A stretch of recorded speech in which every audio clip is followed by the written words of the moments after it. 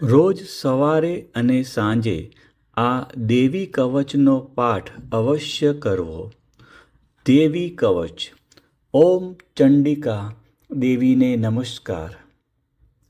માર્કંડેયજીએ કહ્યું, હે પિતામહ, જે આ સંસારમાં પરમ ગોપનીય અને મનુષ્યનું બધી રીતે રક્ષણ કરનારું છે અને જેને તમે અત્યાર સુધી બીજા કોઈ સામે પ્રગટ ન કરી હોય એવું કોઈ સાધન મને કહી બતાવો. બ્રહ્માજી બોલ્યા, હે બ્રાહ્મણ, એવું સાધન તો એકમાત્ર દેવીનું કવચ જ છે, જે ગોપનીય કરતાં પણ પરમ ગોપનીય, પવિત્ર તથા બધા પ્રાણીઓ ઉપર ઉપકાર કરનારું છે. હે મહામુનિ, તે સાંભળો. દેવીની 9 મૂર્તિઓ છે.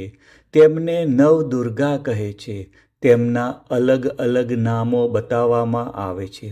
પહેલું નામ શૈલપુત્રી છે, બીજું નામ બ્રહ્મચારિણી છે, ત્રીજું ચંદ્રઘંટાના નામે પ્રસિદ્ધ છે, ચોથું મૂર્તિને કુષ્માંડા કહે છે, પાંચમી દુર્ગાનું નામ સ્કંદમાતા છે, છઠ્ઠી દુર્ગાનું નામ કાત્યાયની છે, સાતમું સ્વરૂપ કાલરાત્રિ, આઠમું સ્વરૂપ મહાગૌરી અને નવમી દુર્ગા એટલે સિદ્ધિદાત્રી. આ બધા નામ વેદ ભગવાન દ્વારા કહેવાયા છે.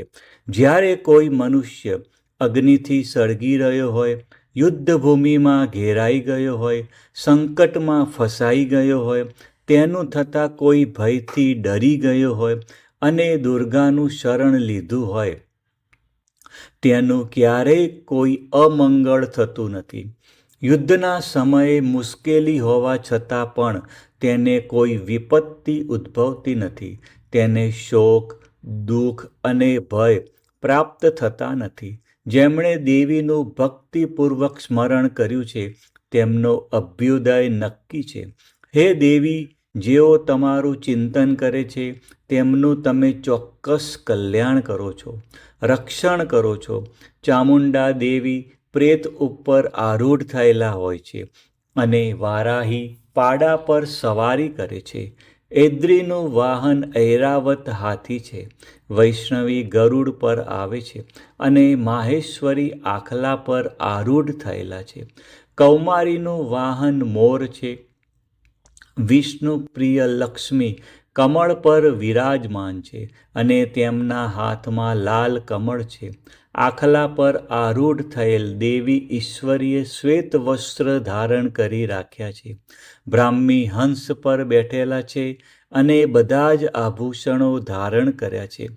આ બધી દેવીઓ માતાઓ યોગ શક્તિઓથી સંપન્ન છે, જેઓ અનેકવિધ આભૂષણો પહેરવાથી શોભે છે.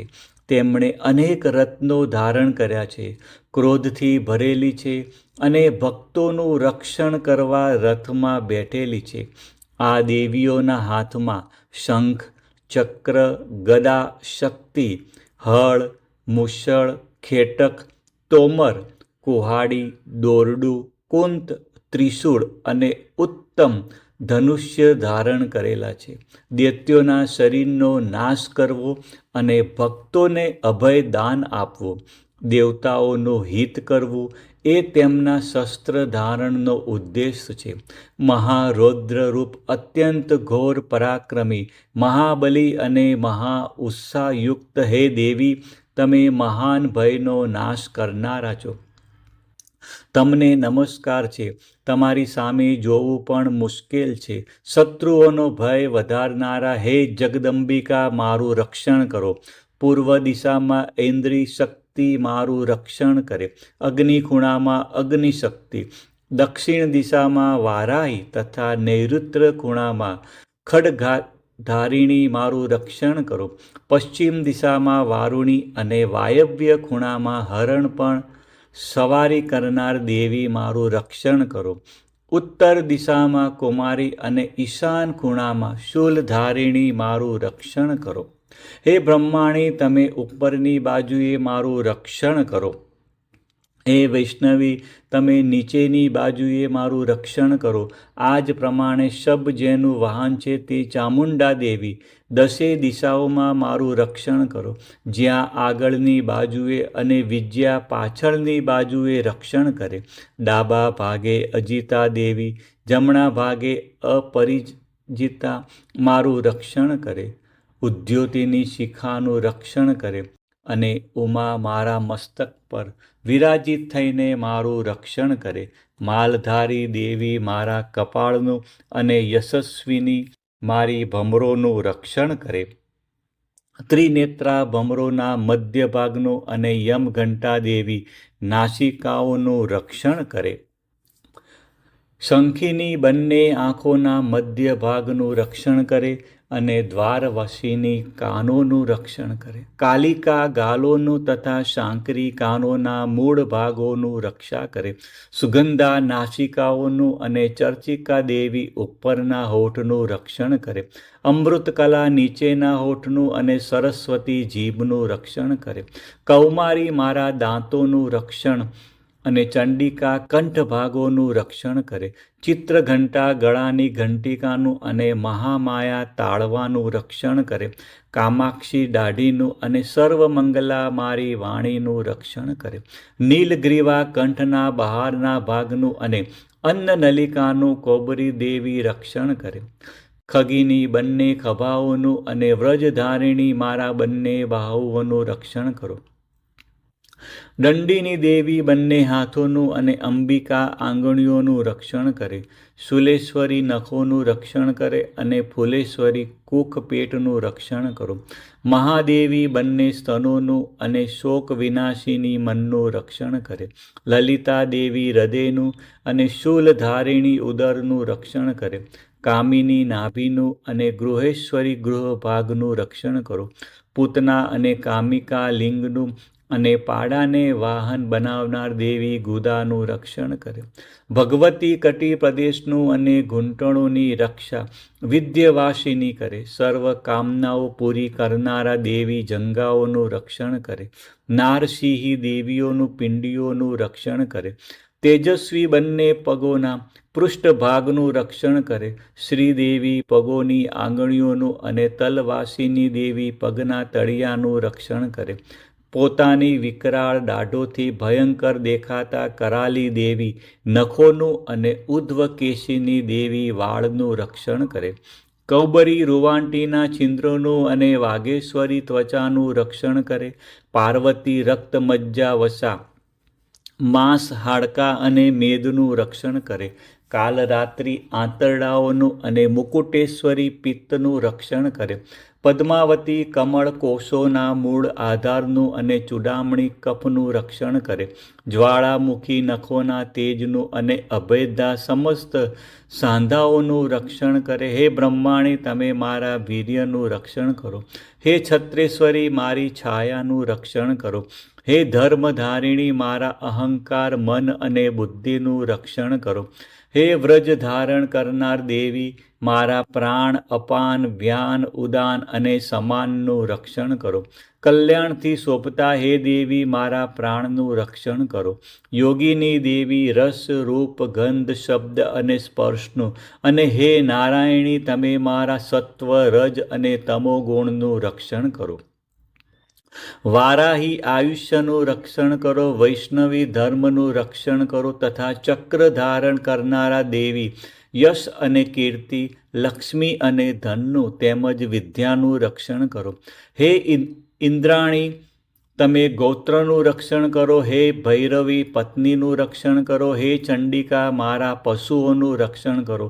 હે મહાલક્ષ્મી, પુત્રોનું તથા સંતાનોનું રક્ષણ કરો. હે સુપથા દેવી, મારા પથનું અને ક્ષેમકરી દેવી, મારા માર્ગનું રક્ષણ કરો. હે મહાલક્ષ્મી, હે રાજદ્વારી કાર્યોમાં મારું રક્ષણ કરો તથા સર્વ બાજુએ રહેલા વિજયા ચારે બાજુ રહીને રક્ષણ કરો. હે દેવી, જે સ્થાન કવચમાં કહેવાયું નથી અને તેથી રક્ષણ વિનાનું છે, તે બધા સ્થાનોનું તમારા વડે સુરક્ષિત થાય, કારણ કે તમે વિજયશાલિની અને પાપનાશિની છો. મનુષ્ય પોતાના શરીરનું ભલું ઈચ્છતો હોય તો તેણે કવચનો પાઠ કર્યા વિના એક ડગલું પણ ભરવું નહીં. કવચનો પાઠ કરીને જ યાત્રા કરવી. કવચના પાઠથી બધી બાજુથી સુરક્ષિત થયેલો મનુષ્ય જ્યાં જ્યાં જાય છે ત્યાં ત્યાં તેને ધન લાભ થાય છે તથા સઘળી કામનાઓ પર વિજય પ્રાપ્ત થાય છે. તે જે અભિષ્ટ વસ્તુનું ચિંતન કરે છે તેને તે અચૂકપણે પ્રાપ્ત થાય છે. તે મનુષ્ય આ પૃથ્વી ઉપર અતુલ્ય ઐશ્વર્ય પામે છે. કવચથી રક્ષાયેલો મનુષ્ય નિર્ભય થઈ જાય છે. યુદ્ધમાં તેમનો પરાજય થતો નથી તથા તે ત્રણેય લોકમાં પૂજનીય બને છે. આ દેવી કવચ દેવતાઓને પણ દુર્લભ છે. જેને આ કવચનો દરરોજ 3 સંધ્યાએ શ્રદ્ધાપૂર્વક પાઠ કરે છે તેની દેવી કલા પ્રાપ્ત થાય છે તથા તે ત્રણેય લોકમાં પરાજિત થતો નથી. એટલું જ નહીં, તે અપમૃત્યુથી રહિત થઈને 100 કરતાં પણ વધુ વર્ષ જીવે છે. તેની શીતળા, કોઢ વગેરે રોગ થતા નથી અને થયા હોય તો તે નષ્ટ થઈ જાય છે. ભાંગ, અફીણ, ધતુરો વગેરેનું ઝેર કે સાપ વગેરેના કરડવાથી ચડતું ઝેર, સર્પનું ઝેર અને તેલના મિશ્રણથી બનેલું કૃત્રિમ ઝેર, આ બધા પ્રકારના ઝેર ઉતરી જાય છે અને તેની અસર થતી નથી. આ પૃથ્વી ઉપર મારણ, મોહન, વશીકરણ જેવા જેટલા પ્રયોગો છે, આ પ્રકારના જેટલા મંત્રો, યંત્રો વગેરે છે, તે બધા આ કવચને હૃદયમાં ધારણ કરી લેવાથી તે મનુષ્યના દેખાતા જ નષ્ટ થઈ જાય છે. એટલું જ નહીં, પૃથ્વી ઉપર વિચરનારા ગ્રામ દેવતા, આકાશ અને પાણીમાંથી ઉત્પન્ન થતા, ઉપદેશ માત્રથી સાધી શકાતા દેવો, પોતાના જન્મની સાથે જ પ્રગટ થતા દેવતાઓ, કુલ દેવતા, કંઠમાળા જેવા રોગો, ડાકણ, શાકણ, અંતરિક્ષમાં વિચરતી મહાન શક્તિઓ, ગ્રહ, ભૂત, પિચાસ, રાક્ષસો, બ્રહ્મ રાક્ષસ, વેતાળ, ભૈરવ વગેરે અનિષ્ટકારી દેવતાઓ પણ જો હૃદયમાં કવચ ધારણ કર્યું હોય તો તે મનુષ્યના દેખાતા જ ભાગી જાય છે. કવચ ધારણ કરનારા મનુષ્યની રાજા તરફથી સન્માન અને વૃદ્ધિ થાય છે. આ કવચ મનુષ્યના તેજની વૃદ્ધિ કરનારું અને ઉત્તમ છે. આ કવચનો પાઠ કરનારો મનુષ્ય પોતાની કીર્તિથી શોભા પામીને પૃથ્વી ઉપર પોતાના સુયશ સાથે સાથે વૃદ્ધિ પામે છે. જે પહેલાં કવચ કરીને સપ્તસતી ચંડી પાઠ કરે છે, તેની જ્યાં સુધી વન પર્વત હોય ત્યાં સુધી તે આનંદથી યુક્ત આ પૃથ્વી ઉપર રહે છે. તેના પુત્ર, પૌત્ર, સંતાન પરંપરા બનેલી રહે છે. પછી દેહાંત થતાં તે મનુષ્ય મહામાયાની કૃપાથી નિત્ય પરમ પદને પામે છે, જે દેવતાઓને પણ દુર્લભ છે. તે સુંદર દિવ્ય રૂપ ધારણ કરે છે અને કલ્યાણ શિવની સાથે આનંદનો ભાગી બને છે. સપ્તસતી અંતરદેવી દેવી કવચ.